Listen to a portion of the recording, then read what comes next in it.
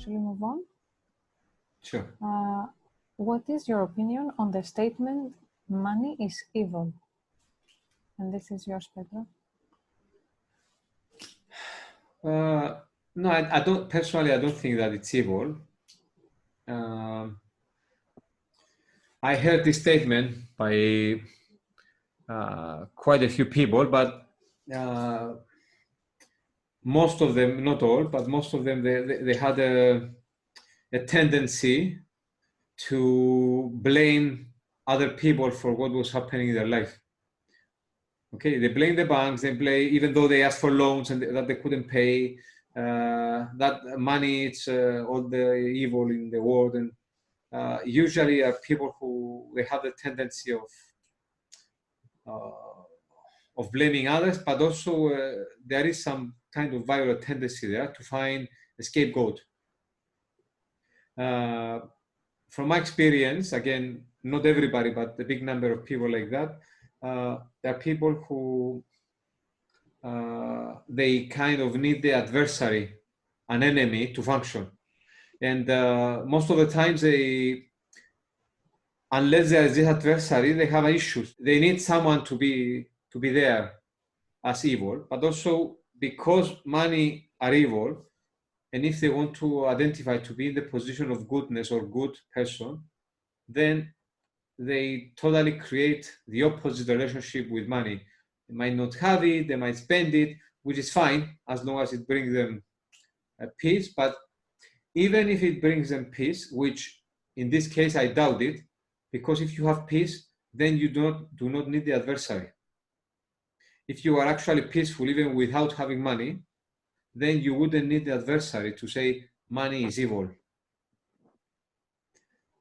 Okay, and actually there is a creation of a binary of identifications here, because if the other person or whatever, this society, this group of people, this social circle, if they were not evil by having money, then I couldn't have my own identification, for example now, of the simple guy who doesn't need money, he lives with a leader and stuff.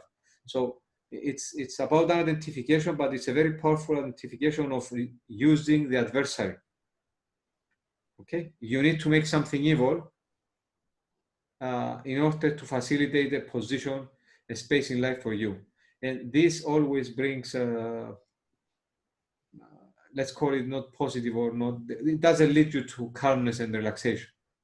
Because I will bring Nietzsche again here. Like he said, he who lives fighting an enemy must have an interest in the preservation of the enemy's life.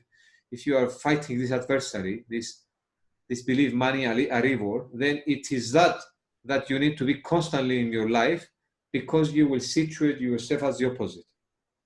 Okay, you love money more than them, because without this statement, without these people, you cannot have your own place in life. That's my answer. Thank you. Penny? Yeah, again, this is this also sort of pushes me to think. When we designate something as evil, for me, it comes from a confusion about the world we're living in, which is fair enough to be confused, because it takes a lot of working out.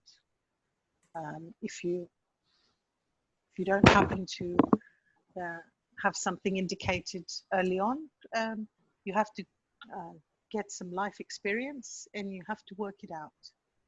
What's real for you, to have your compass in this microcosm and macrocosm of life. In other words, the intimate things and the general things that organize society, nature. There's many, many things for a human being to think about, to come to terms with. And evil obviously is something, it's a name we give to the exceptional things that we come across that we don't like. Putting it into an abstraction is a way to situate it, maybe to not directly blame, another person, and we can put it into the abstraction, and in that sense, money becomes a kind of demon. I think there is a god of money called Mammon. So we worship this evil god, and it commands us. Then we become possessed by this evil god, and then that accounts for why life is not better, or we're not better, or somebody else is not better in the sense of virtuous.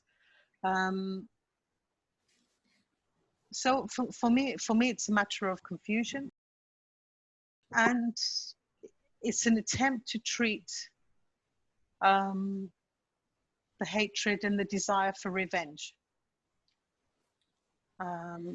Because if there's evil, our reaction would be to want to attack it. If we put it into an abstraction, it gives a little bit more space than to, call a particular person evil, for example, which really brings things in a very condensed way.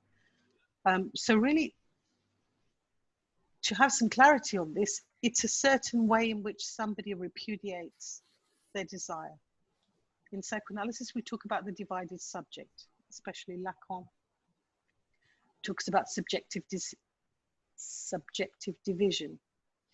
So when we designate something as evil, especially something like money, which almost everyone is implicated in,